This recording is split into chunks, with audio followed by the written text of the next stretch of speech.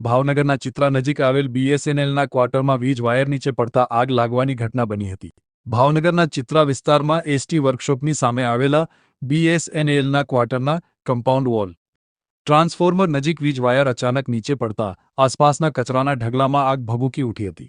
જે અંગેની જાણ ફાયર વિભાગને કરવામાં આવતા ફાયર વિભાગનો કાફલો તેમજ પીજીવીસીએલનો કાફલો તાત્કાલિક ઘટના સ્થળે પહોંચ્યો હતો. પીજીવીસીએલ દ્વારા વીજ પુરવઠો બંધ કરી ફાયરની ટીમે આગ પર પાણીનો છંટકાવ કરીને કાબૂ મેળવ્યો હતો.